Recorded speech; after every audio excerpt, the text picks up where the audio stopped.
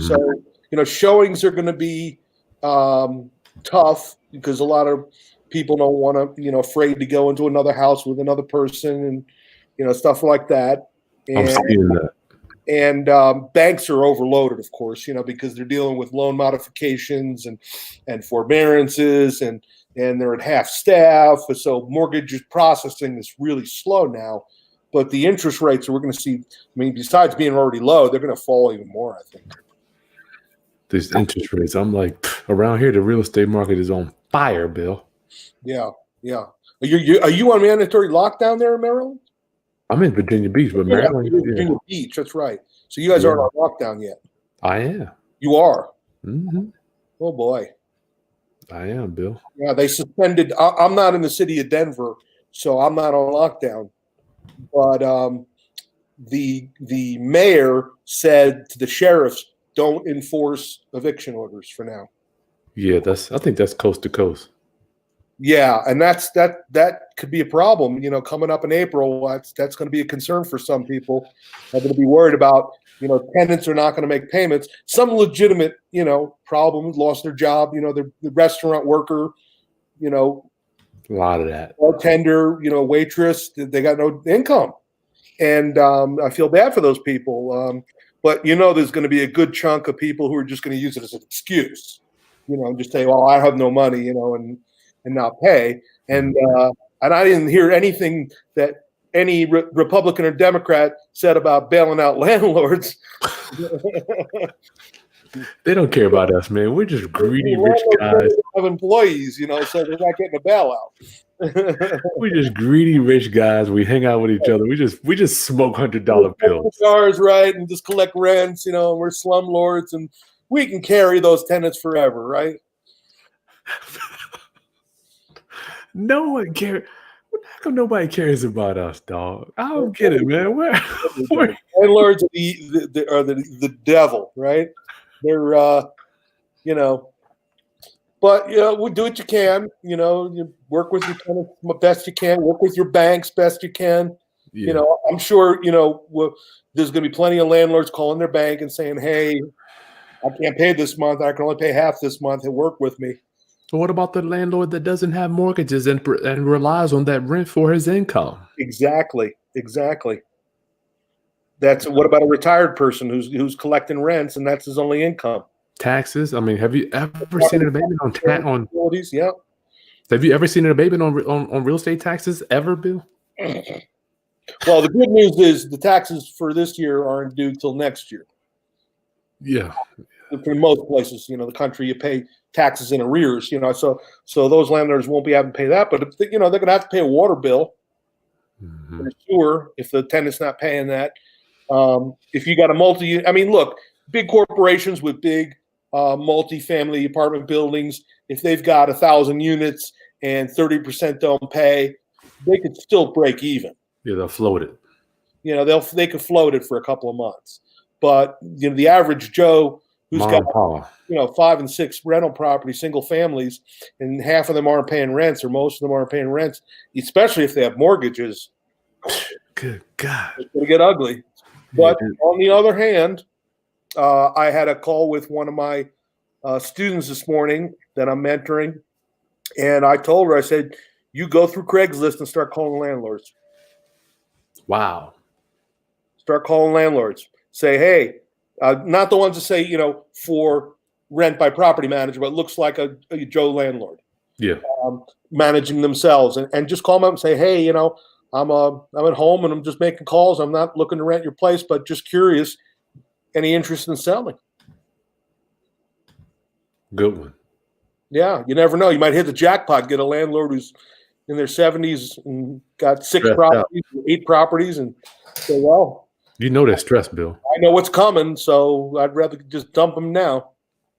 They're stressed out, dude. Shit, I'm stressed out, and I'm only 40. I could imagine being 70, worried about my rent. I did what I was supposed to do. I got Social Security. I bought the houses. Right. I did. Anyway. Well, hopefully it'll be a temporary thing for a couple of months, and we'll see what happens. All this. I don't want to get into politics, but. All this throwing helicopter money at people for $1,000. What is that going to do for them? Man, In most places in the country, that's not even 1 month's rent.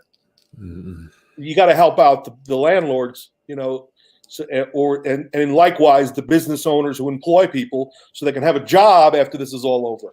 Wow. You ask a waitress to say, would you rather have $1,000 or a job in a month? Mm-hmm. They want you're saying because the business might not even be there. It might not be there in a month. Exactly. Bill, I don't even know one income. Say you're the owner. I'm like, if that's your only income, man, what are these people doing, Bill? It's going to be difficult. I guess, everybody's getting $1,000 check who's got under $99,000 a year in income. Yeah, that's not me. That's not you. But maybe a landlord with deductions and everything has an adjusted gross under. He'll get $1,000. But what is that going to do? That's not going to cover if he's got his income is normally $4,000 a month or $5,000 a month from his properties to live on. Wow. Well, let me introduce you, and then I want to ask you about. I'm going to introduce you, Bill. Then I have a few questions. Then going to get into our subject matter today, our subject to thing. Thank you for taking the time to hang out with me, brother Bill. Pleasure. Real Estate Roundup. Greetings, class. Greetings. This is Chris Haskins with the realestateroundup.com. My mission and ministry. Can I help you? I'm just teaching daddy daycare. My mission and ministry is to raise your financial literacy through real estate investing and entrepreneurship. And doing that, I get to bring you some winners around the country. And today, one of my mentors, Bill Bronchick, out in the Denver market. How you doing, bro? I'm doing awesome, man. Healthy, stocked up on food, toilet paper, doing business. That's the new real estate right there. That's the new commodity. That's so sad, man. Bill, before we get into our subject matter, subject two, my favorite topic. I live in a subject two houses. I've been doing it for quite a while. You've been doing it twice as long as me. Yeah. Tell me about what you've seen over the past that kind of looks like this other than 2008, Bill, this Corona thing. This is going to be far worse. I think it's going to be far worse. Because it's going to be far worse in terms of the numbers, but I think the opportunity is better. Sun Tzu, the art of war, out of chaos comes opportunity, right? So the opportunity is going to be people walking away from mortgage payments they can't make, landlords including, and willing to hand over houses to get some cash. Now, in 2008 was different, though. 2008, people were upside down. Right? We don't have that same scenario. So I think it's better opportunity for us investors because we're going to have properties with at least, some equity that we can buy at a discount. So let's say, a $300,000 or $200,000 house, 80% mortgaged, and you give the person maybe, 5 or 8% on their 20% equity. Take over payments at a sub 5% mortgage, turn around and rent them out. The smoking, because it's a different scenario in 2008. 2008 had oversupply. In my market in Denver, normal inventory on the multiple listing was 25,000 homes. It was up to 35,000. Now we're down about 4. So we still have low supply in most markets. Less and high demand. Now, demand is dropping slightly over the next few months because people are panicking a little bit and saying, oh, I don't know if I should buy that new home. I don't know if I can get a mortgage. You know what I mean? That kind of thing. So demand is going to slough a hair, and houses will sit a little bit longer, and bank processing is a little bit longer, but I don't see prices dropping substantially in any market. So is this going to, I guess what I'm saying is, can you see in your mind, can you travel through time and just back when you're in the 80s, 90s now, have you seen anything close to it? I mean, well, I think the savings and loan crisis. I've heard about that. It was just before me, though. That was when I first started getting in real estate. That was in the late 80s, early 90s, when, you had all these savings loans that went under, and the the federal government bailed them out, and they had this thing called the Resolution Trust Company, the RTC, which was kind of like a quasi HUD thing. Banks took over their properties, auctioned them off. I think we may see something like that. Wow. Now that they're halting evictions, halting foreclosures, which is usually, I mean, my thing is that is the tools that investors use to clean this stuff up. Right. But that's temporary. I think we're going to see that, I'm optimistic. I don't know if we're going to have a vaccine in the next 3 months, but I think there's going to be a quasi cure, some sort of ad hoc cure, they're talking about, what is that stuff called? Hydrochloro something. I don't know. I haven't. Malaria drug. So as soon as someone announces it, and I think it's going to be, either us or Israel is going to announce someday they got a quasi cure, then the panic goes away and then people can start going to work again. Yeah. So even if it may not be a vaccine, but if you catch it, if the death rate goes down to like 0.25% for the average person, then I think most people will say, hey, it's okay. Wow. No joke, Otto. Thank you so much, my brother, for your love offering. Thank you, my friend. I'm working for y'all this week. I got some goodies for you. I already been negotiating with Bill before we brought him on here. But you got to wait to the end to figure out to see what Bill's going to. You got to watch our training to the end. Bill, last question, then I want to get to our training. What does Denver look like now regarding activity, regarding people moving around? City of Denver is complete lockdown. But the state of Colorado is on voluntary lockdown. Gotcha. So I was just driving back from my office a half hour ago, and everybody's beautiful day. It's in the 60s. People are out on bikes, running, walking outside. Okay. At least they left the pot stores open, so people have something to do at home, and the liquor stores, because I'd be worried about alcoholics and drug addicts breaking into my house. Roundup today. I want you to about this. I'm protecting this with Smith & Wesson. That's more value. That's weird how I think Maslow's hierarchy, right? Just this is more valuable than rolling paper. The rolling paper. Roundup. Thank you for joining us. We're going to be talking about subject to today. One of my favorite ways to buy houses. Bill is an expert.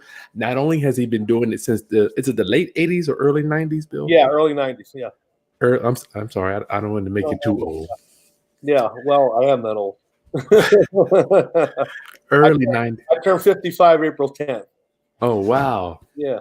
I'm good, supposed to go to Florida for my birthday, but I got a feeling there's not going to be an airplane running. You ain't going nowhere, bro. I'm not going nowhere. I was hoping that I would be in an airplane with 5 other people and I'd upgrade to first class for $3.25. Well, I don't think that's going to happen. I just came from Dallas and the upgrade, it was $100 to go to first class. Oh, yeah. Yeah. Anyway, nobody's flying, so we're on a plane, private jet to Dallas, like 10 people on the plane, man. It's crazy. That's cool. So let's do this, Bill. Just for my viewers, let's get rocking and rolling. Make sure, please, Roundup, get your questions in the chat box for Bill is a real estate attorney. Been doing this since the early 90s, closed hundreds, I don't know if that over 1,000 subject to deals. I don't know how many of these things have you even done, Bill?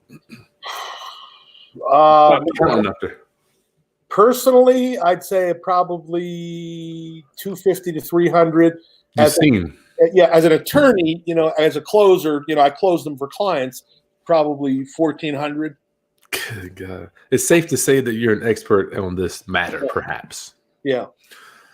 Right. Okay, nice. So, Bill, just for the few people that may not understand, we're going to get into the subject to thing, and Bill's going to give us some great goodies at the end of this training. What is subject to in your words, my friend Bill? Subject to. So, when a deed, like a warranty deed or a quitclaim deed or any kind of deed of transfer of title transfers, it's transferred subject to certain things. So, for example, it's subject to taxes unpaid for the previous, because taxes are paid, for the previous year. So it'll say right in the deed, subject to unpaid taxes that are accrued but not yet paid. Gotcha. Right. So it could be subject to zoning regulations, subject to a homeowners association rules, subject to an easement across the property for the utility company. Those are all what you're taking subject to. In our context, we're talking about subject to an existing mortgage. Gotcha. Which means the seller normally pays off his mortgage at closing and then deeds the property over to the buyer. We're not going to pay it off. No payoff. We're taking the property subject to the existing mortgage lien. Now, we're not going to assume it. Assuming is different. Assuming means you call the bank and say, please let me take over this property loan and be liable for it. Now, why would you want to do that? You wouldn't want to do that because now you're on the hook for the mortgage, and that takes the seller off the hook for the mortgage. But that's qualification. That means tax returns and W-2s, and just like a new mortgage, the only advantage is you get some of the pay down of the loan. Maybe it's not 30 years anymore; it's only 25 or 22 years. Which has its advantages, has its advantages. In a commercial context, that could be, a good way to go if it makes sense. But in our situation, we're looking for someone who is basically with the attitude of, I can't make my payments and I'm just going to let the bank have it. So we're saying, wait a minute, don't do that. We'll make your payments going forward. Just transfer the title over to us. We'll make the payments to the bank, and then we can do anything we want. We can set it up, we can sell it, we can rent it. We could, after a period of time, refinance it or take out a second mortgage. We could resell it with owner financing. And there's a myriad of ways to make money. But let's talk about a simple one. Just buy subject to and then rent it out. As long as market rent is more than the payment, the amount of equity in the property is not that consequential. The question is how low is that interest rate compared to, which makes the payment lower than market rents. Gotcha. Right? I've even taken properties over that were upside down. I didn't care because I knew at some point it would right side itself, because as property values go up and you pay down that loan, it'll correct itself. As long as you can cash flow it, it really doesn't matter. Gotcha. Or let's say I agree to take subject to, under an agreement. I could assign that contract to another homeowner who will take over those payments, and they'll maybe give me a $10,000 assignment fee. Nice. So you can wholesale a subject to. Nice. Now, probably in the comments, I haven't looked here, there's someone asking, well, wait a minute, if you transfer title, you don't pay off the mortgage, the lender can accelerate the loan. It's called a due on sale, which is not really a correct description of the clause. The clause is an acceleration clause. It gives the bank the right and the option if they choose to accelerate the loan. So it's not automatically due on sale. It's not automatic. It's due if the lender chooses to make a stink and accelerate the loan, which over 30 years I've seen happen twice. That's pretty good odds. Now, the reason for the due on sale was in 1979, when interest rates under Carter were, 14, 15% residential, 23% commercial. If you had a 5% loan, the bank's losing money. So they want to accelerate it and then refinance you at the market rates. Gotcha. So now interest rates over the last 15 to 18, 20 years have been pretty flat. Somewhere between, at the high end 6 and the low end 3.5. But especially over the last 5 years, been pretty consistently low in the 3 to 4% range. So if you've got a loan, a seller has a loan at 4% interest, and you take it over without paying it off, why would the bank accelerate the loan when the interest rates in the market are 3.5? Gotcha. It's a performing loan. Why make a performing loan non-performing and ruin the numbers in your portfolio? Because they have to answer to bank regulators. The higher the default rate, the more the bank has to keep reserves. So they don't want to call in loans. Now, there are exceptions. There are exceptions to that, and people need to know that. One, a private mortgage from an individual seller, like a seller carryback, they may not like that. Okay. A private, explain to my rounduppers. Private, like so. Private. I told you, that I own free and clear and took back a note and a mortgage. Now you want to transfer it to a third party. I, as the lender, might say, wait a minute. I don't like that. I don't like that at all. Okay. Maybe not, but there's a good risk of that. Number two, reverse mortgages. You can't take those subject to, because why is that, Bill? as soon as not when the guy dies, but when the guy moves out of the property, the loan's due. So reverse mortgage you can't take subject to. Do they have inspectors in checking this stuff out? I was always curious. They insured, so they're checking. So y'all hear that? I would maybe do it on a short-term scenario. Let's say you took it subject to for 6 months and then picked it up and flipped it. No harm, no foul. They won't find out and do anything fast enough. They're coming though. But if you want to keep it for another 10 years, that's not a good strategy.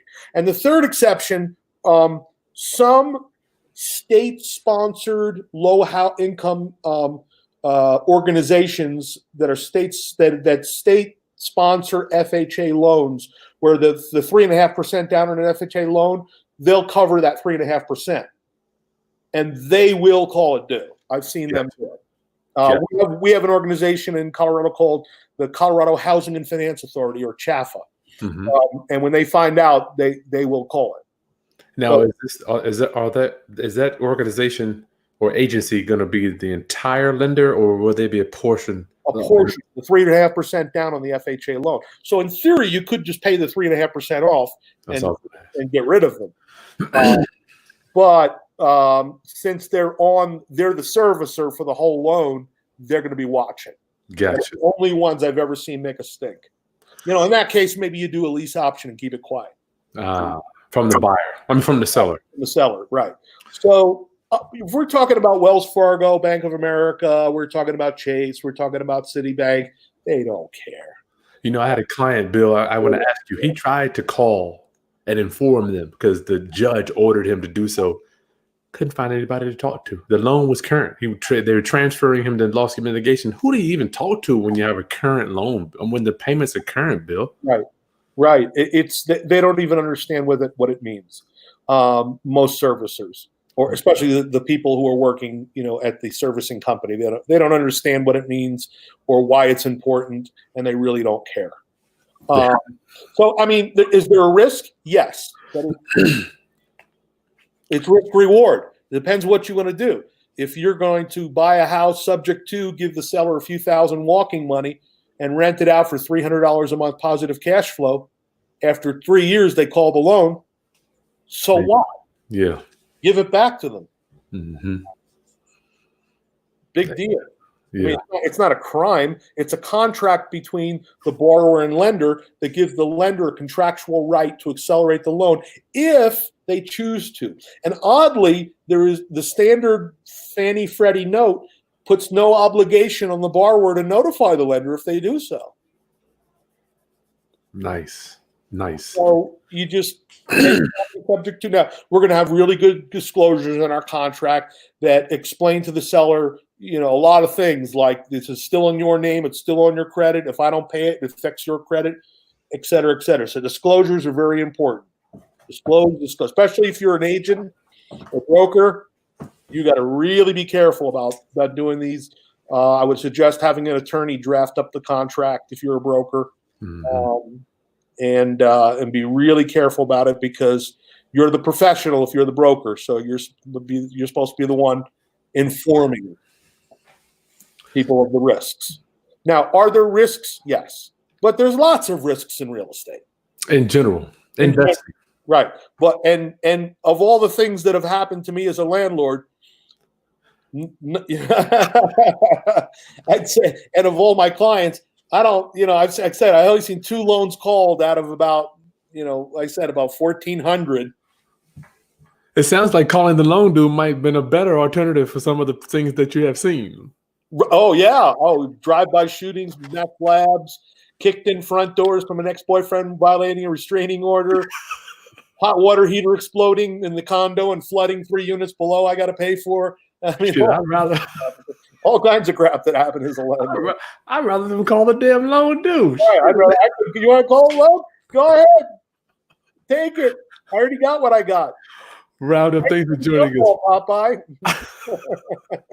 1 second. Thanks for joining us, Roundup. This is Chris hanging out with Bill Bronchick. He's going over how to buy houses subject to the existing financing. He is a real estate attorney, been doing this since the early 90s. and we're going to have some goodies for you. Bill, I've been actually trying to coerce him ever since last night to give us some special goodies for his training. So he's going to announce, I don't know what he's going to give us, I'm presuming by the end of this training. Bill, are you telling me that you could buy the property, transfer the title over without paying, and you're telling me that the loan would stay in the seller's name? That's correct. Remember, a mortgage is two things. It's a note, a promissory note, right? And then you've got a security instrument, which is either a mortgage in some states, and they call it a deed of trust in other states. But they're both the same thing. They're both liens against the property as collateral for the note.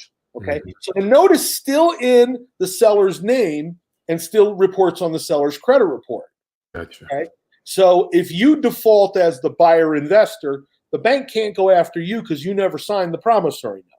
They can go after the seller. They can, what they'll do is they'll foreclose the property. The right thing to do is if you're the buyer and you can't make the payments anymore for whatever reason, just give it back to the seller. Just deed it back to them. My contract gives me the option to do that. Just give it back to him. Just give it back to him. Just deed it back to him and record the deed and just say, hey, now it's yours again. Bill, why in the heck would somebody in their right mind sell me their property, to give me the property, but not let the loan stay? Someone who's probably thinking, I really don't care about this property anymore. And I don't want her. I don't want it. They got them not. It's called a don't want her. I mean, they don't want this property bad enough to let someone take it over. And probably they're behind. Behind. A lot of subject twos. The seller's 2 or 3 or 4 payments behind. Not yet in foreclosure, facing foreclosure. Sometimes in foreclosure. Those are tougher because usually by the time the bank's foreclosed, they could be 8 or 9 or 10 or 12 or 15 payments behind, plus interest, plus attorney's fees, plus court costs. You could be looking at a $25,000 to make it current, which may not be worthwhile. Have you seen, Bill, personally, investors be able to do loan modifications when it gets that ugly and that nasty? I actually I play in a band. I don't know if you know that, but I'm a rock and roller. I play guitar, sing in a band. Okay. Classic rock. My drummer, nice gal, bus driver. She's not going to be able to get a mortgage on her own, probably with that kind of salary. And so she said she came to one of my seminars and learned about subject to, just kind of got the concept. Nice. She called me up and she says, I got this guy. He's a school teacher. He's been cut down to part-time. His wife died. So he can't afford the payments on his own. And the pain of living there is too much for him. So he moved out. And he says, you could have it. You could have it. And he was several payments behind. It was a decent house, not in great condition, but it was a very good neighborhood. At the time, it was worth about maybe $250. He owed only about $190, and he was about, like I said, maybe 5 or 6 or 7, 8 payments behind. I don't remember exactly. Gotcha. So she says, "What can I do here? I don't have enough money to make up the back payments." So I said, "Well, have him come to my office, and I'll explain to him what the workings are of this deal, and see if he'll sign a power of attorney over to me to help negotiate with the bank." So he did so. He understood it. Called up the bank. Negotiated with them to take the back payments and add it on to the back of the loan as a forbearance. He didn't know. You're saying, I want to make sure I hear you correctly. He was working with your friend to make this phone call. Gotcha. He gave me a power of attorney to call for him to the bank. Okay. So I called the bank and I said, I got a power of attorney. I faxed it in, 2 or 3 times before they, how that works. Yeah. So they finally talked to me, and the deal was, I said, listen, can you add the back payments to the back of the loan as a forbearance? So it's on the end of the loan balance. And then starting next month, we'll start making payments, and we want you to reduce the interest rate. The interest rate was 6.5. We want you to bring it down to like 4.5. Okay. Their first offer right off the bat was, we'll drop it from 6.5 to 6, add the back payments to the loan, and you can start making payments next month. Did you have to turn in paperwork, bank statements, and tax returns? Yes. Okay. Yeah. And no, it was very basic preliminary stuff. Just at that point, they only asked for W-2s and a couple of like a 1 or 2 page thing. Gotcha. So I said to my friend, the gal, I said, listen, who wants to buy it? I said, listen, I could probably get them down to 4.5, but it's going to take time. There's no guarantee. It's a lot of work. I say take it. Take the offer they're giving you, reduce it from 6.5 to 6, put the payments on the back of the loan, and then in a year, you'll have enough equity you could refinance it. Nice. So she did that, and now it's worth, that was about 4 years ago, now it's worth, like, that neighborhood exploded. It's worth almost 5. Wow. That's a cool deal right there, Bill. Cool deal, yeah. And the guy didn't even want any money. He wanted nothing. He just said, I want out. These houses can get emotional from my perspective. I've seen it, Bill. I don't know about you. Yeah. People get emotional. There's no A.D. Kessler, who was a dear friend of mine. He was the publisher of Creative Real Estate Magazine, if you remember. And he said there is no such thing as a problem property, only problem ownership. Yep. Happens quick too, doesn't it? Yeah. So people just have a problem that they're just not wanting to deal with. It's almost like being in a bad relationship. It is a relationship with that loan or with a house that they don't want, that they'll do anything to get out of. Ladies, if you're watching, you know that you've been in a relationship, you probably would do anything to get out of. Can't take them. People do divorces and give away lots of money just to say, I want out of this divorce. I don't care. I don't even want alimony. Just get me out. Bill, let me ask you, we have some words that we use. No doubt you don't go to a seller and say, Mr. Seller, I'm going to buy your house subject to blah, blah, blah, blah, blah, blah. Right. What are some of the magic words that you are using to talk to people down, walk them down the path? That's a good point. So most people blow these deals because they don't know how to explain them. They over-explain because they try to overcomplicate it and explain the way we're talking now, which is not how the average homeowner thinks. This is industry jargon here. We don't. Right. So if Chris was the seller, I'd say, Chris, what do you think your house is worth? 100,000, probably. 100. Okay, and what do you owe? I owe 92. Okay, so if you sold it with a realtor, how much, and paid off your loan, how much would you end up with? I'd have to bring. Honestly, I've already looked into it, Bill. I'd have to bring 3,000 because closing costs. The buyer wants me to pay closing costs too. So basically, Chris, what you're telling me is you're willing to sell it for what you owe. Yeah, I just wanted. Yeah, if I can just get out of this thing without having a problem, I'm happy. Okay, so how about if you transfer ownership to me and I make your payments from going forward? I didn't catch that one. You just transfer ownership, so you deed the property over to me, and I'll make your payments from now on. Deed over.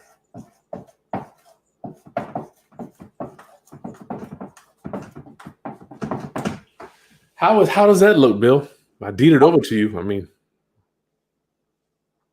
what do you mean by this deeding it over? Well, you're going to sign a quit claim deed or a warranty deed or whatever we choose to do, and then we'll record the deed, and then now the property's mine, and I'll make the payments to your bank. Sounds too simple. It's as simple as that. Wow. Is it really that simple, Bill? For some people, I know my rounduppers are like, that's simple. I mean, obviously, we're going to have some disclosures, and we're going to have a contract, and we're going to have, But first of all, most sellers don't even know about the due on sale or care. They don't care. We do explain it to them at some point, but they understand that it's some big bank somewhere across the country who could care less, right? Yeah. They understand that. The question, the objection that you'll get is, if I deed you over the property and you don't make the payments, then it's going to affect my credit. Yep. Right? Now, by the way, we talked about the divorce thing. That happens every day in divorce. Husband and wife own a property together, right? They're both on a mortgage. They get divorced. Husband moves out, deeds his half to the wife, subject to the mortgage. He's still on the mortgage, but he's not on the property anymore. She doesn't make and the deal is she's supposed to refi it within a year. A year comes by, she can't refi it. She defaults. Who's screwed? The husband. Yeah. So that's not, this is not out of the realm of possibility that people do this. They do it every day in divorce. So you're telling me you're comparing the divorce with the two people on the deed. Right.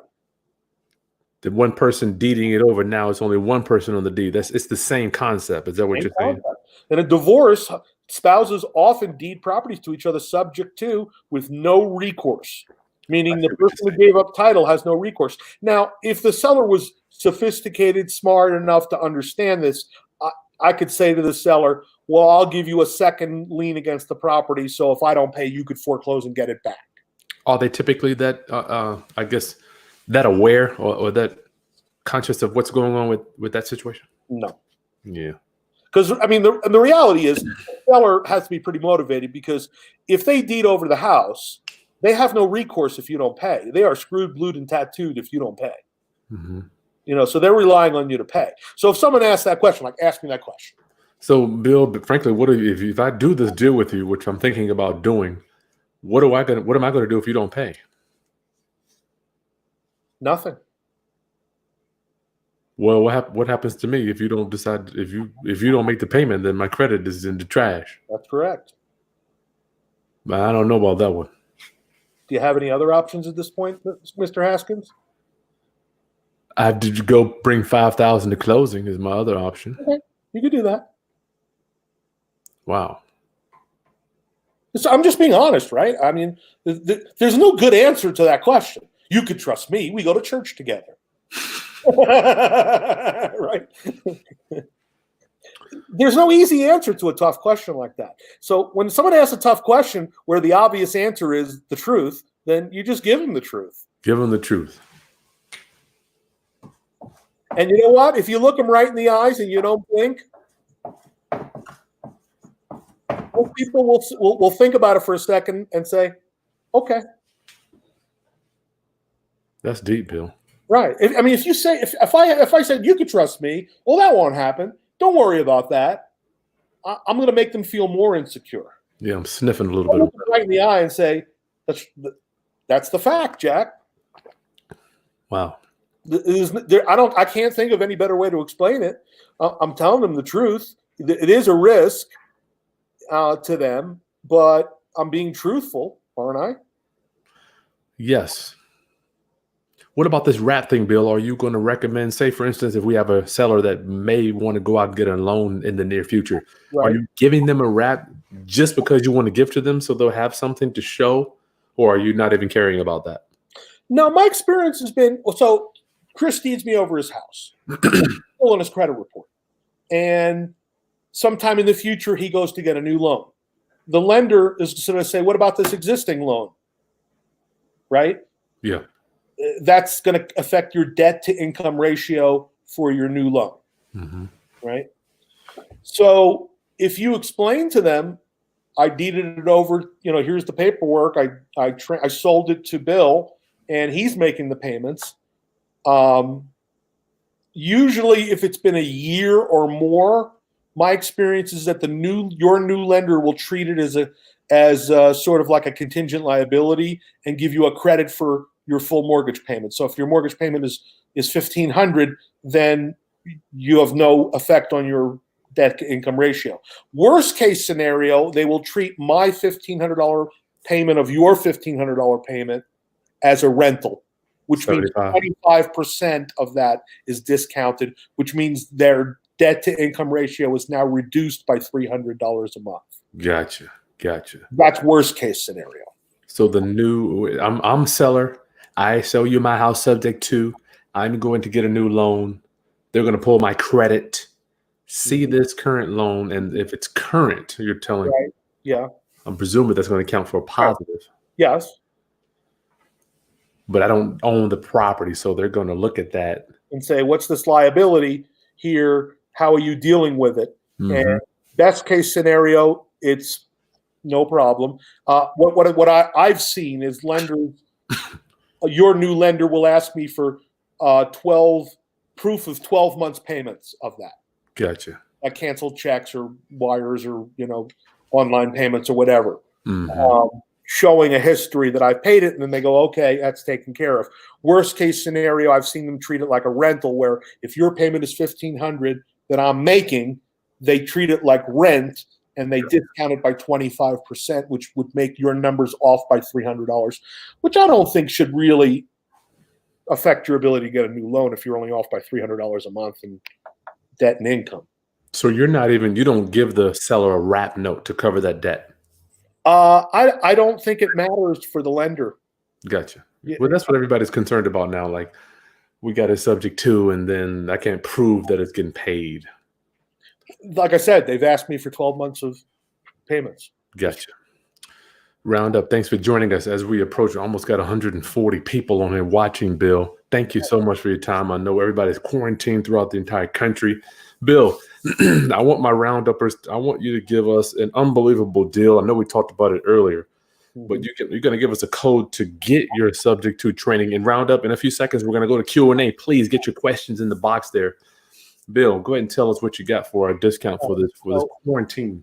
Here's what I think is the opportunity, folks. In the near future, there's going to be people who are going to be walking away from houses. I mean, that's reality. They work as a waitress, a bartender, whatever, and that business is now out of business, and the government can't fund them fast enough. So now $1,000 check is not going to make their payment for the next 6 months. So people are going to be walking away from payments, and there's going to be a lot of subject to opportunities. Okay, so my subject to course, which goes over all this, gives you the details, all the contracts, the forms, the disclosures. It's on my website at legalwiz.com. We got a link down below. They can go right to it. Okay, good. I'm going to give a code, and the code is CURE, C-U-R-E. C-U-R-E. And actually, I sweeten the deal. It's not 50%, Chris. What is it, Bill? 60%. 60% off. 60%. Holy cow. While we were talking, I saw all these nice people asking these great questions and comments. And because Chris is out there helping people, getting them groceries and helping people, I saw him on Facebook. I am. It was such a great thing that I was going to offer his folks an even better deal. So 60% off with the code CURE. It's not a cure for the disease. It's a cure for your boredom at home, thinking, what do I do now that I'm sitting here being unproductive? It's the cure for that. Wow. Get ready. Get ready for what's coming. Sun Tzu, The Art of War. Out of chaos, comes opportunity. Out of chaos comes opportunity. Bill, thank you. There will be opportunity. And don't think, and here, a lot of people think what I'm saying is take advantage of people. It's not. You're helping people. Because if this person goes to foreclosure, their credit is going to be screwed for many, many years. You bail somebody out and take subject to and take their back payments and then pay them forward, you're improving their credit. Mm-hmm. And you're saving them from an awful foreclosure, and probably a bankruptcy after that, that is going to destroy their credit for many years. So you're not hurting people. You're not taking advantage of a situation. You're helping people. Roundup, you heard that. Go to the link. I put the special link. It's on you got to come. And a matter of fact, Bill, can you go ahead and put all of this discount on? Can we use this discount on all your stuff? You got the wholesaling stuff. I got all kinds of quotes. You can use it on anything you want. 60% off. Nice. Roundup, your boy. I'm working for y'all. Biggest sale I've ever given. This is cool, Bill. How I want to ask you, Bill. I gotta get to Q&A. How are you taking title? I've been trying. I feel like I don't know why. I feel like I'm the only person that is like preaching land trust out here. I do that. Yeah, I have them deeded to a land trust, which, except for Louisiana and Tennessee, land trusts don't work in Louisiana or Tennessee. Land trust, do they have to just use their grantor revocable trust, or right? I use a grantor revocable trust. In my land trust course, I have a grantor revocable trust. This is what I do. This is a pretty good trick. So what we do is, like in Pennsylvania, there's a little problem with land trusts, because they have got a 3% transfer tax on deeds. Mm-hmm. So if you transfer your property to an LLC, $3,000 if it's a $100,000 house. Yep. So what people would do is put it in a land trust, exempt, and then transfer the beneficial interest to your LLC. Okay. Figure that out, and they plugged up that hole and say land trusts are not exempt, but revocable trusts are. Mm. So we use a grantor revocable trust, and after we record the deed, we create an amendment to that trust to make it back into a land trust. That's real hood, man. That's hood. But I guess it works. It works. Well, we did it. I've done several deals in Pennsylvania, and they're changing the name of Well, it. you're going to have to, there's transfer tax between seller and buyer no matter what in some states. So, it's just part of the transaction. If it costs you $2,000 or $3,000, the good thing is in Pennsylvania, properties are cheap for the most part. Yeah. You're not paying 3% on $400,000. Bill, thank you so much, Roundup. Go ahead and I promise you, I'm out here working for you. I'm calling all my experts, trying to help everybody as much as we can during this time. To me, this is the time for me to get your education up, Roundup. Yeah. Get your education. You're sitting. I'm going through books, going through my training to make sure I'm armed, and we're ready to buy, Bill. I'm just ready to buy. How about you, brother? Me too. I'm going to see an incredible opportunity. It's not going to happen yet. It's going to be a few months.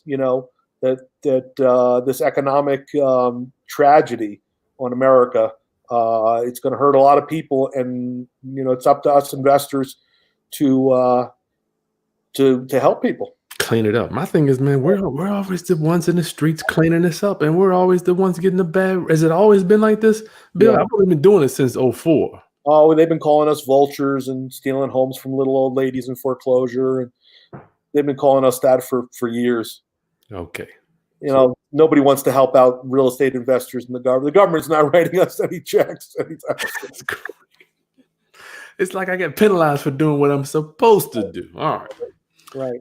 Round up the links in the video description. Get your questions in for Bill Bronchick. Let's go ahead and get some Q&A for Bill's a real estate attorney that specializes in creative financing. Yeah, your creative financing course is just a beast. The land trust stuff. I mean, the wholesaling, the whole gamut, Bill. Thank you for putting this stuff together for us. My pleasure. Round up. Let's do some Q&A. You got some time, Bill? Yeah. Are you home? Are you like? I'm home now. I mean, are you like is business? Like, is people like scared to come? I mean, tell me about your business. No, I still go to the office. We have separate office for my employees, so we're 6 feet apart. So, my office is operational, but a lot of clients don't want to come in. We've been doing a lot of web conferencing and telephone and email, but I did a closing this morning and we just did it around a conference table and didn't kiss each other. That's all. Hey, my brother's here. What's up, my brother? Chris is saying, yes, some businesses won't be here in most scenarios. Great show today. Thank you. Thank you. Oh, and Mr. Engineer, what's up?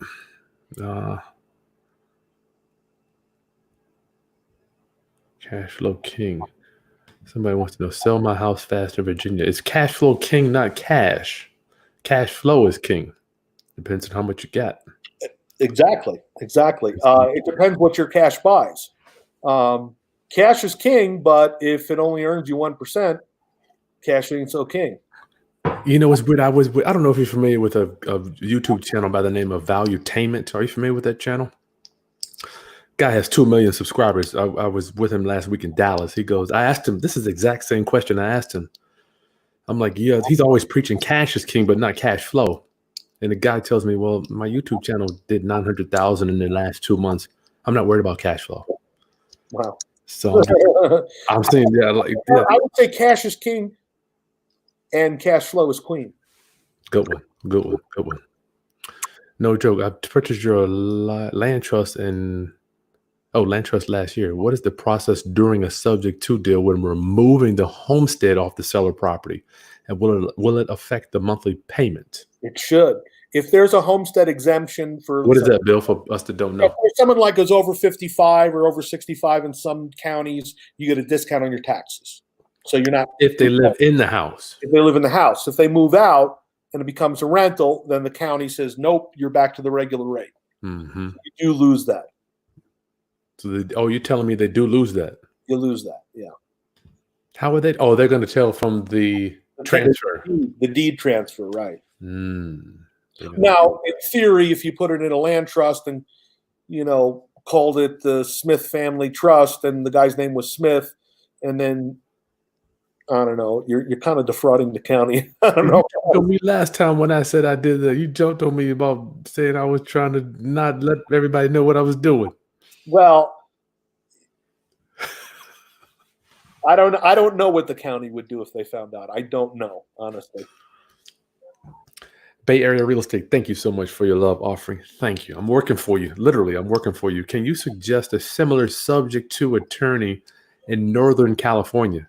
I'm here to tell you, you guys ain't easy to find, Bill. Why is that, by the way? Why y'all so damn hard to find? Attorneys think they know everything. Attorneys are freaking morons.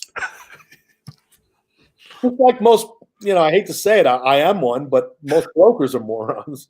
That is terrible. There's a few really good brokers and there's a few really good attorneys out there who know this stuff. Gotcha. I do know one in Northern California, but I don't know if he does real estate closings. Gotcha. He knows subject twos, but I don't know. He's in the Bay Area. Bay Area. I have a client, an inner circle member in Northern Cali. That's Northern Cali, right? Right. Yeah, I've got it. Just send me an email to chrisbuyshouses@gmail.com. They still gave me a hard time. Shit, man, how many? Anyway, they gave me a hard time, Bill. Mm-hmm. You can't do that.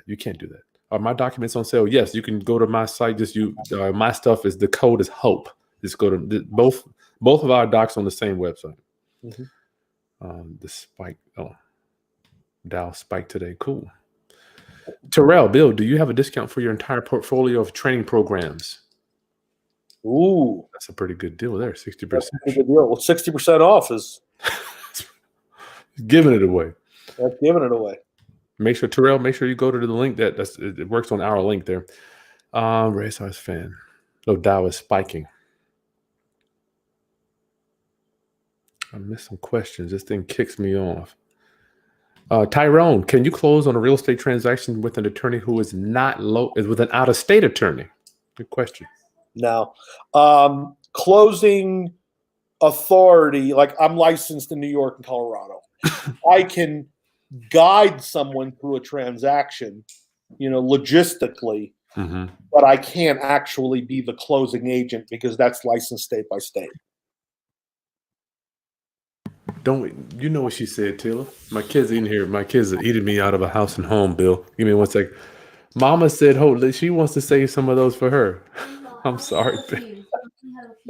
You better not. You better ask your mother. I'm out of that, bro. Excuse me, roundup. Home. Sorry about that. Out-of-state attorney. We just covered that one. Lenders watch their loan. Bingo. What happens? Huh? Good one. I like this one. What happens when the seller comes back years later and wants to claim the property, Bill? We were just talking about this before. Once in a while, a seller will come back later with the delusion that it's still his property. Okay? Delusion? Why do you say it's delusional, Bill? Because it ain't his property. Once he signs that deed and hands it over for an exchange for whatever you give him, it's no longer his property. It's his loan, but it's not his property. Okay. So he has no rights. But what's the smart thing to do? The smart thing is explain it to him, maybe give him a little cash and have him sign a release of liability so he can't come sue you later because it might be cheaper than litigating it. Gotcha. He's not entitled to it. If you explain it right, he's not going to come back later because my contract, and then I have a separate set of disclosures at closing, an affidavit form where he signs in front of a notary. Gotcha. And it says like 15 different ways it ain't his property anymore. In those disclosures. Those disclosures are beasts. When my client went to court the other day, the first thing the man said, the judge was like, "Is this your signature? Did you sign? Did you sign on it?" Because everything after that is like, is based on, I guess, someone's opinion, but the documents are documents. My client got sued because the woman was 66 when she did it, and the seller's attorney thought that was elderly. Could be argued. Not these days. I'm just saying it could be argued. It's like saying, just someone's opinion. If she was 96, that'd be different. Good question. Angel, hey, has anyone had experience with the VHDA calling a loan due? That's the Virginia Housing. That's the equivalent of what I talked about earlier. State. Yeah, that's what I was saying. Yeah. I would say they probably would if they found out. I've seen the VHDA come after people's tax. I've seen them allow discounts, but even if they're going to come after. I've seen them come after tax returns for short sales too. Yeah. You might want to do as an alternative to a subject to in situations like that is to use a contract for deed. Nice. Because a contract for deed, title doesn't transfer, title's in escrow, and there's less chance of them figuring it out. Kwame, why can't you use a subject to attorney from another state, Bill? Because attorneys are licensed state by state, escrow agents are licensed state by state, title companies are licensed state by state. We got that one. How do I structure a deal if the seller wants to accept my subject to but has high equity? Give them a promissory note secured by a second mortgage against the property due sometime in the future. What is that promissory note going to do for the seller, Bill? It's going to give him payments or maybe no payments. Depends on what you negotiate. So, for example, if the property is $300, he only owes $150, you can give him 10 down, subject to the $150, and a note for $140 with payments at some low interest rate monthly, or maybe no interest, or maybe no payments at all, and you promise to pay it all off and refinance it within 7 years. Sounds like you are paying some of their equity over time, Bill. Right, exactly. Bingo, all we're doing is paying equity over time. You'd be surprised, people, when you ask them, because a lot of people can't use $30,000 right now, and they would rather make money on the money. Right. Well, you can offer them two options. You could say, Mr. Seller, you've got $150,000 in equity. I can give you a note for that equity with payments at 2% interest or 3% interest, or for the $150 in equity, I can give you $80 cash right now. Nice. So you're making both options. Two offers. Either one works. Yep. Roundup, if you're just joining us, thank you so much. Hanging out with me and Bill. Bill has agreed to give us 60% off of all of his training, including the subject to stuff. He's got a hard money lending course, a land trust, private money. Head on over to the link below in the video description. Click on that link and use the coupon code CURE. That will get you that discount, y'all. Bill, do you do a Kev C21? Do you do ugly homes in bad areas versus pretty homes in good neighborhoods? Oh, yeah. Or ugly homes in good areas. That's my favorite. Yeah, that's a bad. Yeah. Bless you. Bless you. It's just allergies. I'm dying, man. This pollen's killing me, Bill. Me too. I've been sneezing all the time. People look at me at the shopping center, and I go, "No, I swear, it's just allergies." I think you got what is it? Corona. Oh, it's not corona. I got no cough, no fever. Go ahead. I don't do bad. I mean, when you say bad areas, there's, in real estate, there's A, B, C, D. A is, the nice areas where we want to live. B is where our kids live. C is where our tenants live. D is where nobody wants to live. Mm-hmm. So like inner city, ghetto, Detroit, or south side of Chicago, put it this way. My rule of thumb is if you need a gun to collect rents in broad daylight, don't invest in that neighborhood. Yeah, man. I mean, maybe because the neighborhoods where most of my houses are, I wouldn't go on a Saturday night without a gun. But a broad daylight, I feel perfectly safe. Gotcha. There's no problem. But there's some drug dealing, and there's some crime, and there's some Section 8. It's C neighborhoods, but they're not. We don't have anything D in Denver anyway. Yeah, especially now, right? All the money's coming in from the marijuana industry. Yeah. Oh, you got there's no D neighborhoods in Denver, but like Milwaukee, Detroit, Chicago, LA, even New York barely has any D neighborhoods left. Now, yeah. Yeah. Have you driven to Harlem lately? In Brooklyn now is actually turned around. Good God. Harlem is just, Harlem is beautiful now. It's happening. They've renovated everything. Kev C21, does being an attorney, Bill, make investing super easy since clients tend to trust you on the spot? No. I don't usually mention to a seller I'm an attorney.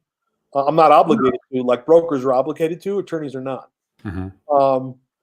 So it's not super easy. And I don't, by the way, you say clients. I don't like that word client. Client is someone you represent.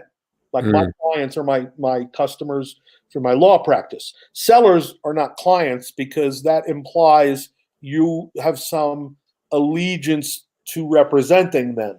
Mm-hmm. I don't like to call sellers clients. Just business customers. Gotcha. Business what? Business customers.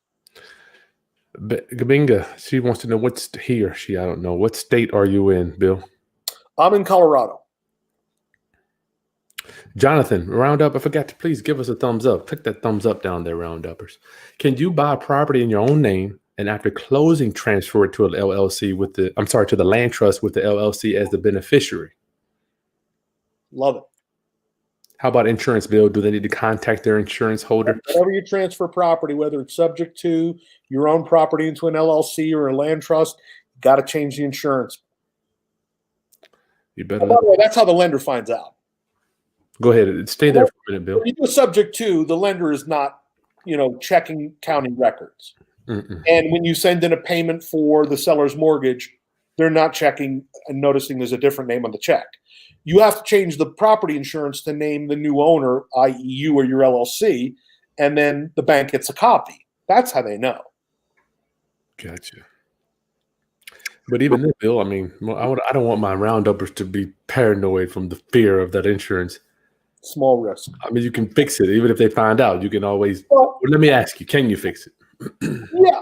If you really, really, really want to be 100% sure they're not going to find out, and the seller's mortgage has an impound for insurance already, monthly, you could just get a second policy that only insures you or your LLC and doesn't name the lender.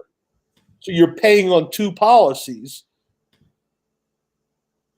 and that new policy will cover you, and the old policy covers the lender in case of a loss.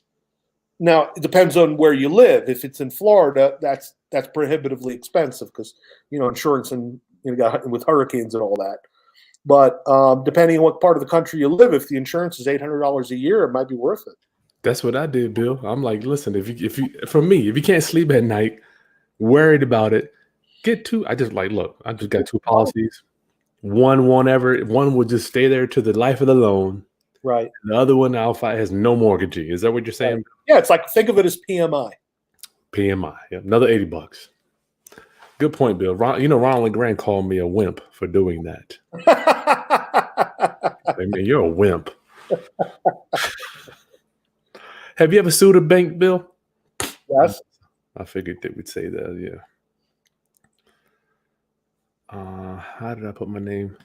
Oh, somebody said, Ultimate Bargain said he's in Colorado too. He's learned from you, Bill, and Oliver. Rascona, what a great guy he was. Oliver Rascona was an attorney who represented a lot of brokers and investors that died in a tragic plane accident a couple of years ago. Genius guy, but very good attorney. Answers the people the same way. Sorry about that. Roundup, get your questions in for Bill Bronchick. As we stay home, we should have a million questions here. Ultimate Bargain. Do you have anyone in Houston, Texas? Oh, no, that's for Ultimate Bargain. Sorry. Well, you might, Bill. You got anybody in Texas? Yeah, there's an attorney in Texas. If you email me, I'll give you his name. That he's real sharp, that he knows subject twos and all that. Gotcha. And your email? What's your email, Bill? Actually, I'll tell you the guy's website. It's Lone Star Law, I think. LoneStarLaw.com.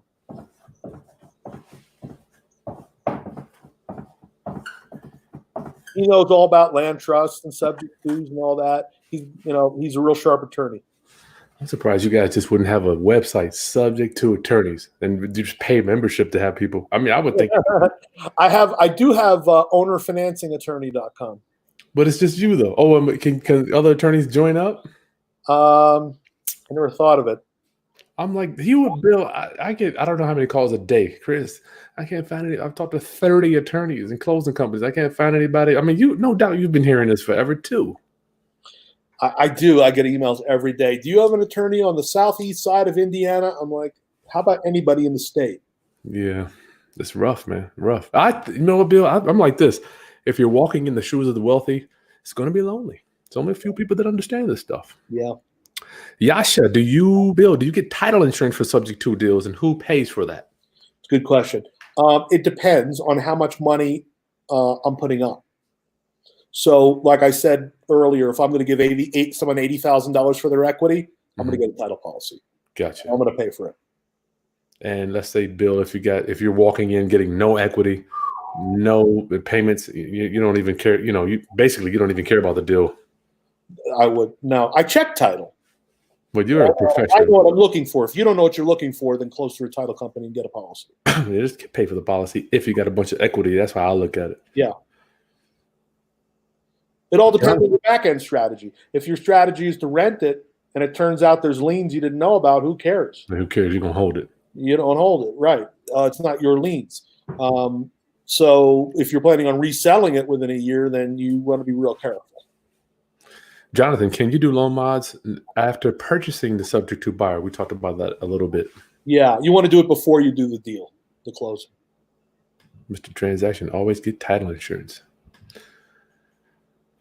Tall guy, Bill has good material. You have some of the stuff. Good for that. Good for you. Thank you, tall guy. Somebody wish they would have bought a house. Yasha, do you do home inspections, or would you only do that if the house has equity, Bill? Always. Always. Always. So you got different. I'm sorry. Taylor, can you get her? Can you hold her? You got my dog's attention. You got different product out there, Bill. It's something about that Denver area. I mean, the product there is. I'm talking about houses. Here we got older houses. I just feel like not everything, but a lot of stuff out there is just something new. Once you get out of the city and county of Denver, there's a lot of new. Man. In the city of Denver, you got houses from the 1890s. Gotcha. Well, I'm talking more the suburbs. The only thing I know of, because my brother's in the Springs, so I drive up. Right. Yeah, Springs is newer too, but you got old stuff in the Springs too. Husband and wife.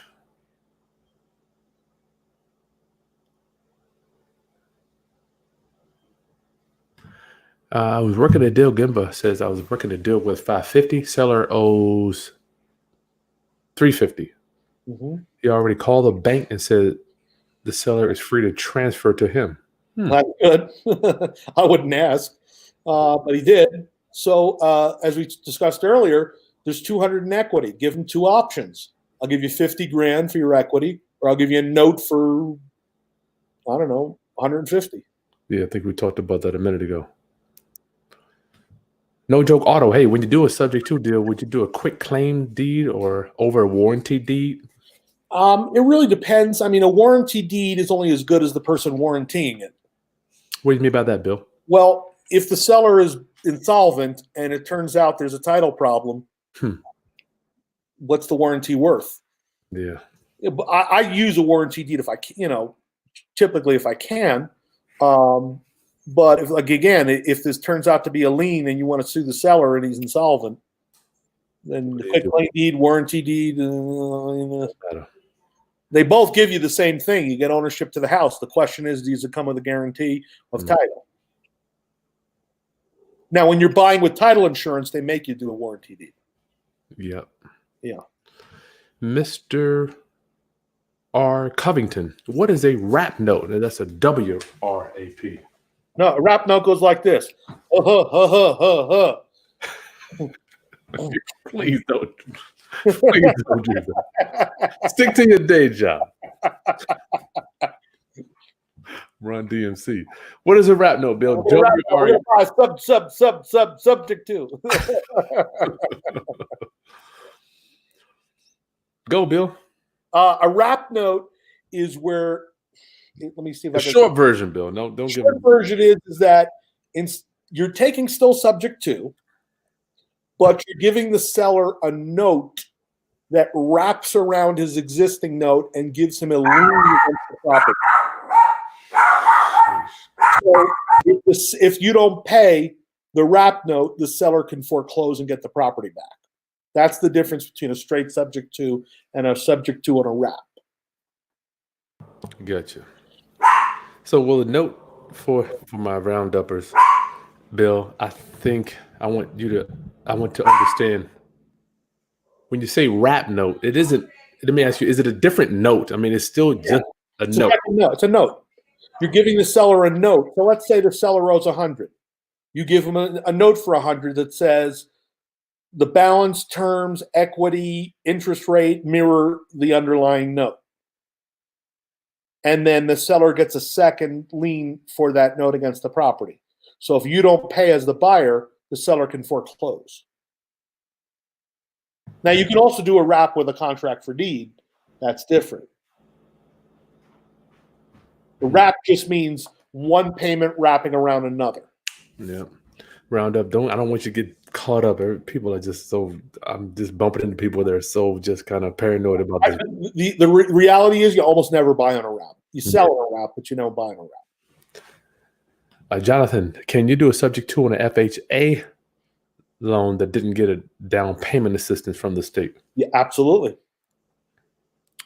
Yeah, I'm a good man. Thank you.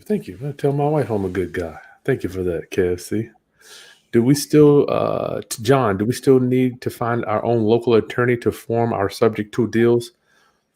Because you're going to give them the... Well, the course covers the contract, the explanation, the negotiating, all the conceptual stuff. You still need a local attorney or title company or escrow company to close it. Mm-hmm. You're going to have like you would with any real estate deal. You got to get somebody local. Bill's not going to be able to close them for you. Just not going to work. But the tool, my thing is you give them the tools because let me ask you. If you have an issue with a title company with my course and the title company says X, just email me and I'll explain to them, what to say to the idiot of the title company. Bill, I've yet to meet an attorney, a closing company that will supply these docs. So no, they won't supply docs. They can't do that. That's practicing law. Yeah, all right. I want people to understand that you have to bring this stuff to close. They're not. Right. You got to bring them the contract signed. Yeah, you got to give it to you. Yeah, they don't have this stuff. No, it's weird. Jason, loyalty. Oh, okay. How can we assist in foreclosure during this time of lockdown? Yeah, that's a tough one. There is foreclosure shit. You're gonna have to. I mean, ideally, you got to deal with people face to face. Yeah, man. Keep your distance 6 feet. That's tough. Yeah. Edward Porter, what's in the course, man? His audios, forms, explanations, checklists, course manual, everything you need. It's all on the website. It explains everything. It's for all the stuff, Ed, not just for the stuff. All my courses have video, audio, forms, explanations, checklists, course manual. All the bill stuff. So that land trust is. I feel like I'm an expert, and I just love listening to that stuff from an attorney. And Bill, let me ask you, why is it that only a few attorneys understand land trust? What's up with y'all? There's only 7 states where it's statutory. So out of those, like Florida and Illinois are the 2 main states that use them a lot. Gotcha. So attorneys are familiar in those 2 states with them, but in most states where it's under common law, they don't, and they're not commonly used. Most attorneys don't know about them. Kwame, can you do a subject to buy and then use the Section 8 program for your tenant? Absolutely. Yeah, good exit. That's one of my favorite exit strategies as we're in this meltdown. I got an email yesterday from my Section 8 department saying all rents will be paid on time. Fallout with the Fed printing money. When home prices start to go up, do you believe the banks will raise interest rates to control inflation? Yes, I do. That's why timing is so good right now. They're gonna have to, aren't they? They're gonna have to. They're gonna have to eventually because they're talking about $2 trillion with this bailout. China is gonna want, and India are gonna want higher interest rates for their money eventually, and inflation is a good thing if you're a landlord because rents go up. Bill, are you familiar with Bill Gatton and his trust program? Old friend. Yes, I am. Bill's going to know him. Virginia, hey, what difference is with a land contract in Ohio? I don't understand that one. Well, land contracts are fine in Ohio.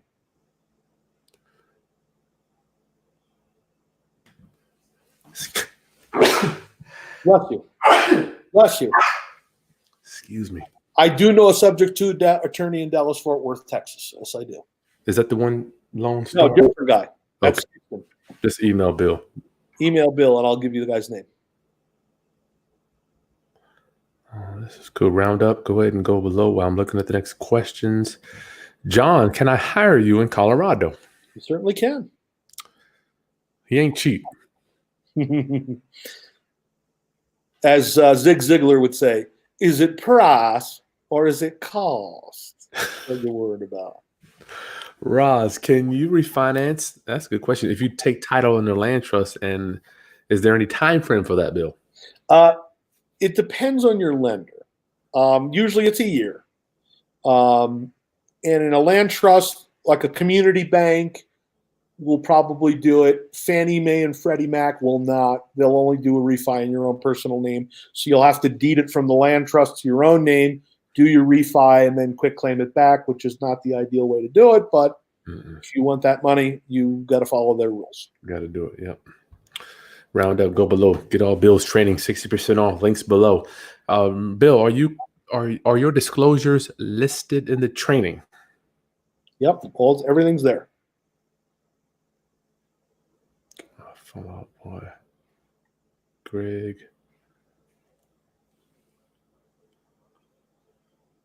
We got people asking questions amongst each other, so I want to make sure I get the questions that are coming to you.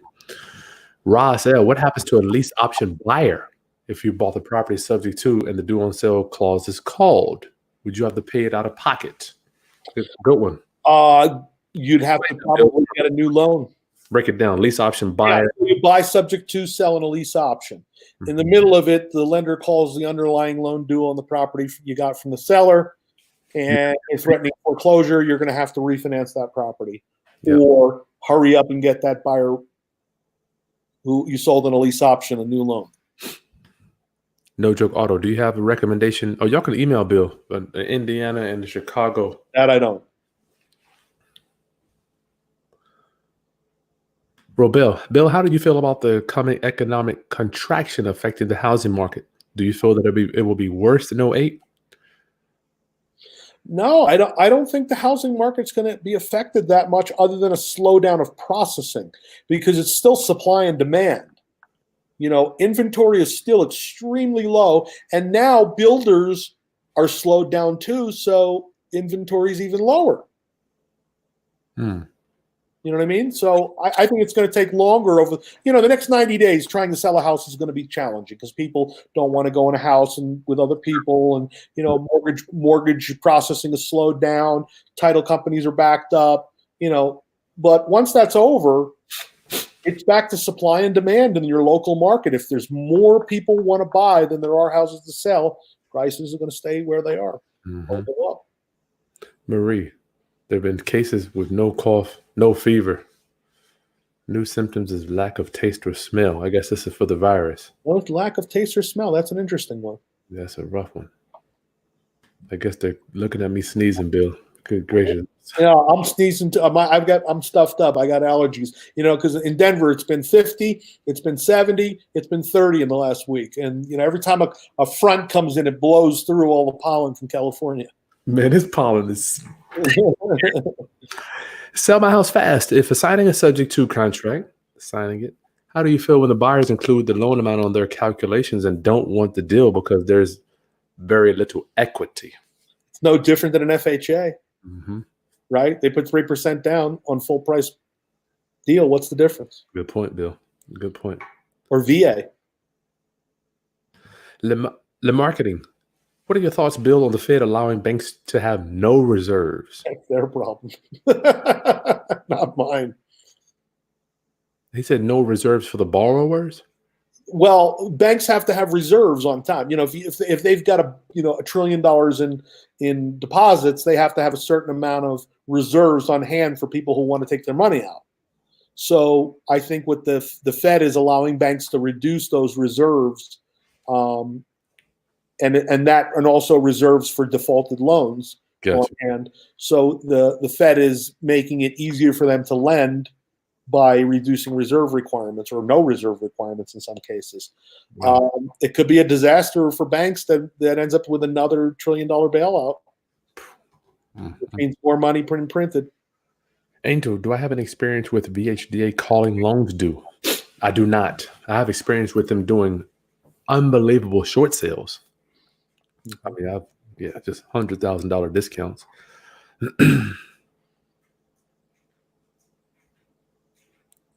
Jamon, see, hey, with the current eviction process being on pause, it's killing me. Are subject to deals good to go currently? Yeah, just screen your tenants really well. Make sure you get someone who knows how to pay. Get first, last, and security. The good thing about for us, we do a lot of lease options. I'm like, I already got the down payment. Yeah, If they default and you keep their $5 or $10,000, whatever. Yeah, you better put some stuff. Well, you better had put some money. We put some of our down payments to the side. Right. Stuff's coming. You know, it'd be the ultimate chutzpah. You know what chutzpah is, right? No. Yiddish word. It means bull. The ultimate chutzpah would be to take subject to, and then with the power of attorney, call the bank and say, "Hey, we need some time to make payments." That's crazy. That would be the ultimate chutzpah. That's cool. That is cool. The marketing. What is the point of taking title in your name? I don't think we're talking about literally in your name. We're talking about taking title into an LLC, a land trust, and some sort of entity. Whatever entity, yeah. When we say your name, we mean entity, correct? Yes. I don't mean literally. I wouldn't imagine Bill would ever take title in his name. No. Only if I need to refi. Gotcha. I send Ron LeGrand after you. Eleanor, hey, when the house is in the land trust, the home insurance is in the land trust name as well. Yeah. The insurance matches the title donor. Yeah, you don't. Well, I think they made me have the trust as an additional insured or something. Right. It depends on what your insurance company wants to, how they want to do it. Yeah, State Farm. Right.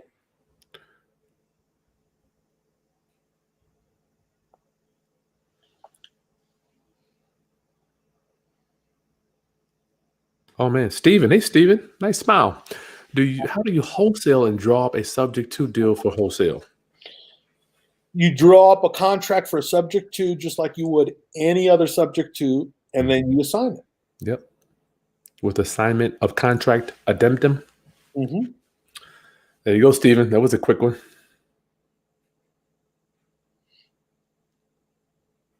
Bill, the marketing. Are you familiar with HJR 192? Let me look that up. I think I know what that is. While he's looking roundup, make sure you go to the description below. Get all of Bill's training for your boy for the next week while we're in quarantine. 60% off roundup. He gave us a special link. Resolution 192. Oh yes, I know what that is. That has to do with currency, uniform currency. I don't know if that has anything to do with affecting real estate or subject twos. Yeah, that's above my pay grade. Marie, what is your recommendation, Bill, for a new investor with next to no cash to use? Wholesale a subject to. Wholesale them off. So Marie, everybody's looking for high equity, which is cool. You know, I'm not saying you can't make money there, but for me, I just always try to do the ones where they don't care. They Yeah. don't have equity to care. You know, you could purchase a list of people with VA loans. Nice. No equity.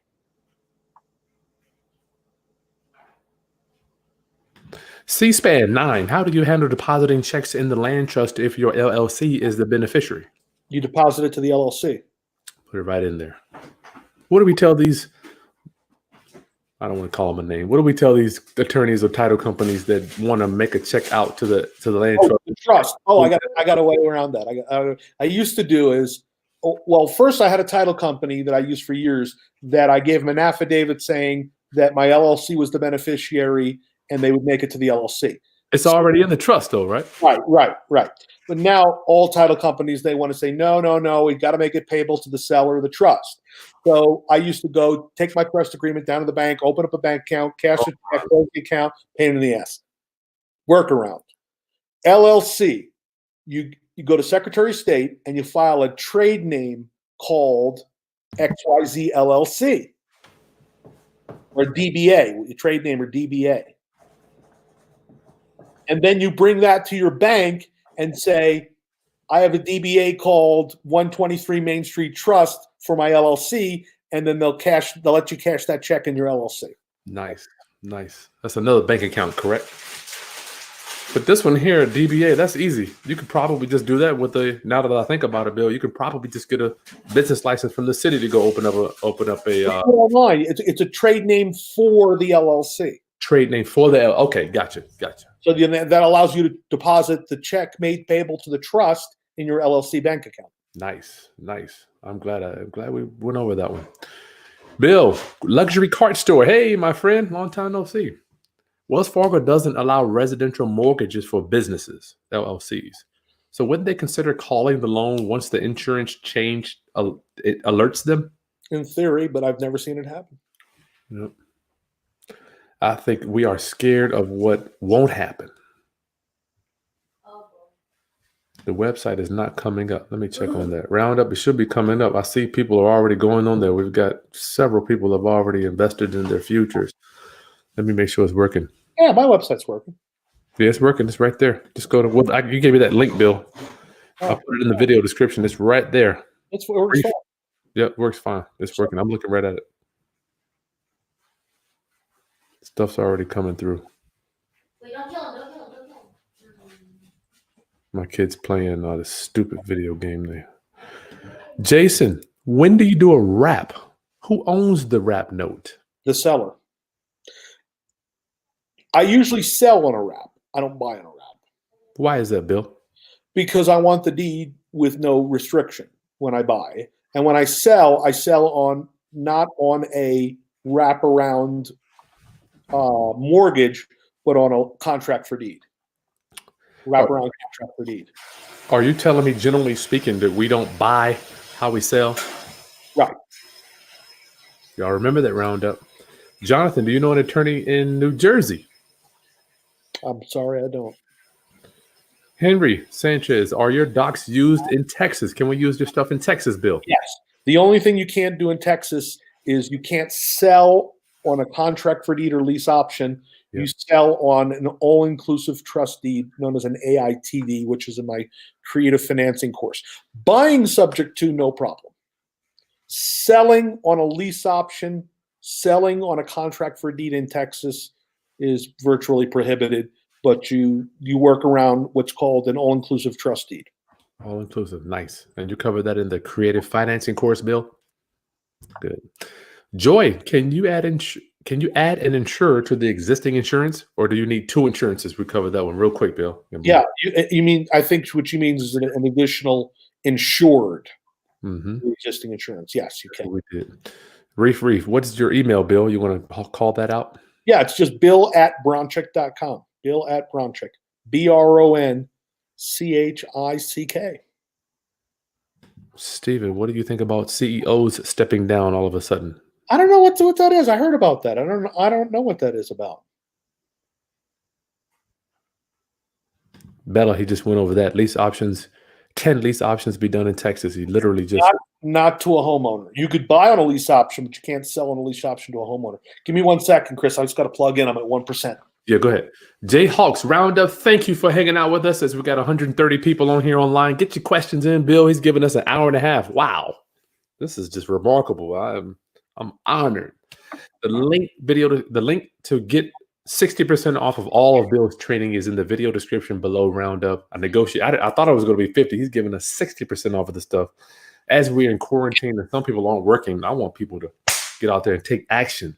Take action when this stuff turns around. You know, it's got to turn around, Bill, no doubt, right? Yeah, take a walk through the neighborhood and look for houses with the grass growing up. Make note. Take the address down. Look it up. See who owns it. I like that Craigslist thing you were talking about. That's sharp, man. Jay Hawks, can you do a HELOC after you lease option a property you acquired via subject to? In theory, yes. I mean, it depends on who your lender is, but yeah. We can do. I've done it only with local lenders. I haven't been able to do I was going to say like a community lender, local community branch bank. The Mark Solo. What is the alternative for lease options for him in Texas, Bill? It is the all-inclusive trust deed, the wrap. And that's all-inclusive trust deed. Creative finance? You sell on all-inclusive trust deed. Gotcha. Roz L. What if the seller dies and you have the under subject to? What happens to the loan? Keeps getting paid. Yep. Just keep paying it. had sellers die. Ross, I promise you, there is no subject to. Well, let me ask you: is there subject to police that go down and verify what's going on with these loans, Bill?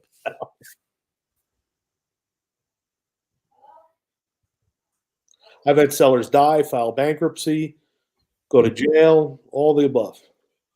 I'd be scared of that bankruptcy. The Mark Solo, can we seller finance with a balloon payment due in similar terms? To a point, because of Dodd-Frank regulations, if you do more than one in a year, you cannot have a balloon.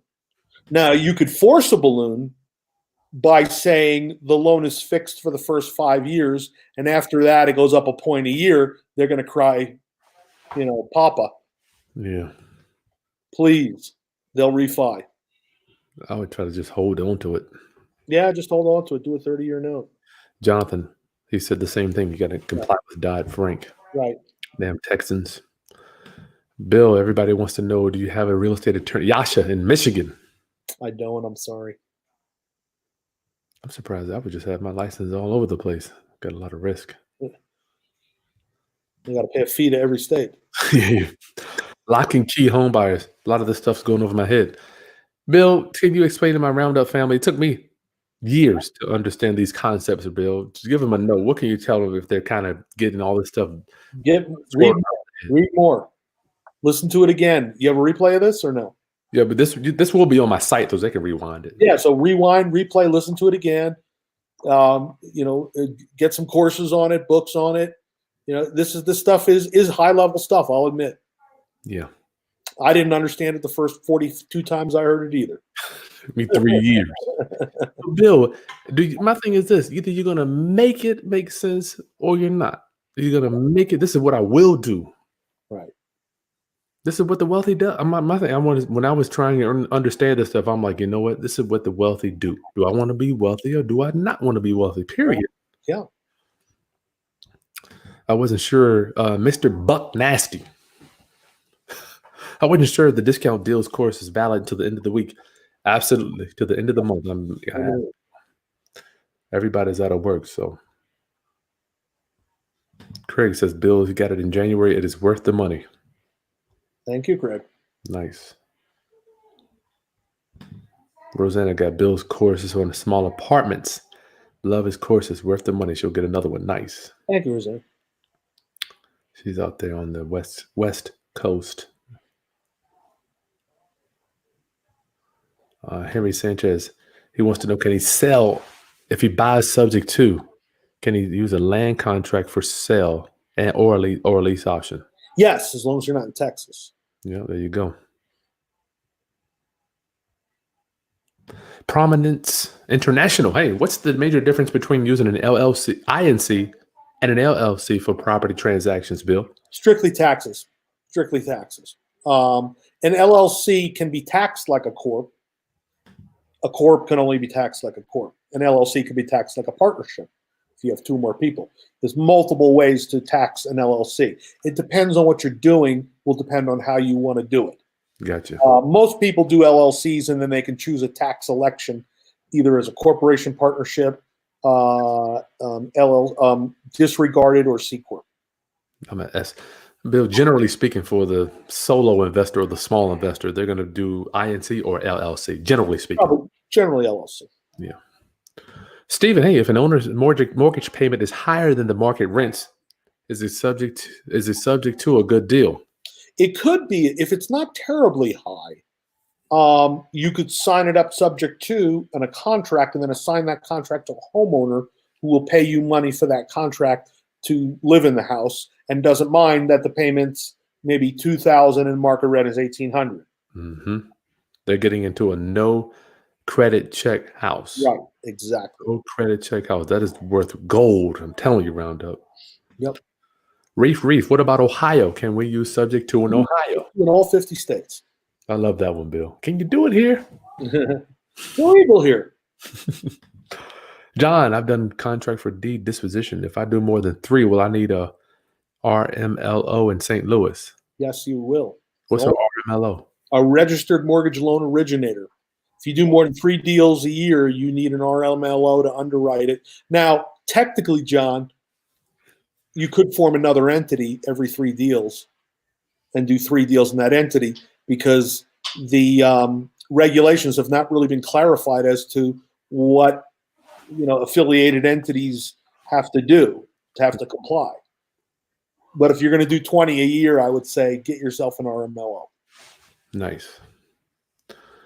Spell his last name again. Isn't it right there? I don't know who it is. Isn't it on like the picture? The Lone Star? No, like where people are watching. Yeah. Bill Bronchick under my picture, under my video. Oh, yeah, it's right there. Well, there you go. See if you take the thing off. Yeah, there you go. Bill Bronchick. Just put an ad in between.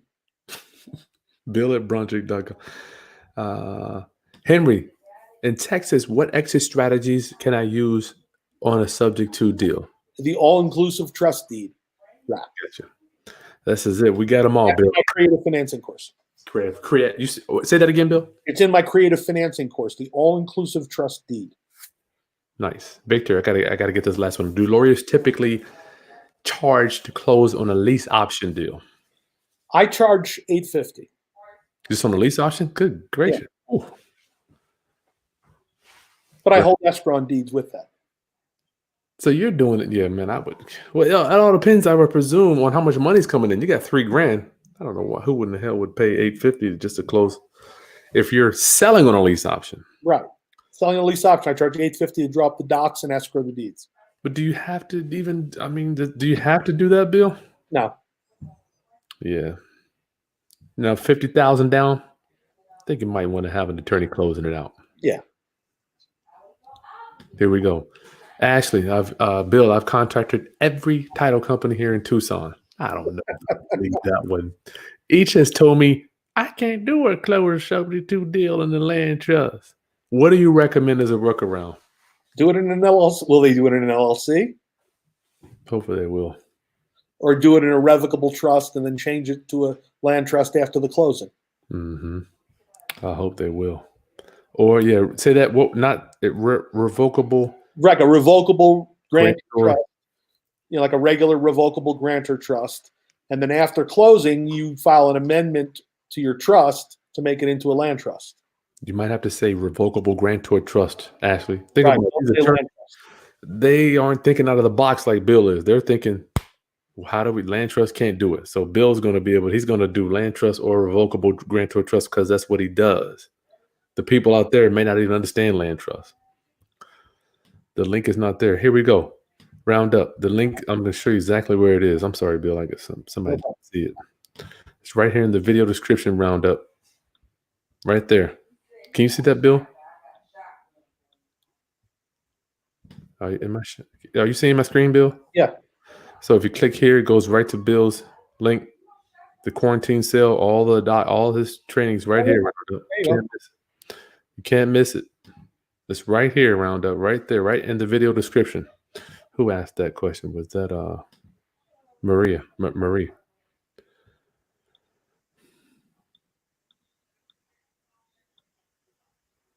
Man, these questions are still coming in. Bill, I ain't gonna hold you up no more. No problem. Final. The site is not allowing me to use your stuff. Oh, just email me if you need my stuff. Just email me, guys, if you're looking for some of my stuff too. Bill, final thoughts on people getting started in real estate during this tough economic and uncertain time. Go. From chaos comes opportunity. Sun Tzu, The Art of War. It's as simple as that. Use that downtime you have now to brush up on your techniques, learn what you can't, make phone calls. Go through Craigslist, bang the phones. Everybody's home. It's a good time. Everybody's home, Bill. Everybody's home. Round up. Offer them $2,000 and a case of toilet paper. Shit. Round up. Make sure you subscribe to my channel. Hit that like button for your boy. I'm working for y'all. I'm working. Hopefully I have some more guests coming on this week with some huge discounts on their different training. Bill is one of the best. I've got all of his stuff here. He's a guy I defer to when I have a question. I just shoot him an email. He'll help me out. Not saying he'll do that for everybody, but the man knows what he's talking about. Real estate attorney since the 1990s. Bill, thank you so much for your time. Thank you, Chris. Pleasure. Stay safe, everybody. Take advantage of the time. Okay. Yes, that's right. Go to the link below. Get that discount. It'll be on good till the end of the month. All right. Peace. Roundup. Thanks, Chris.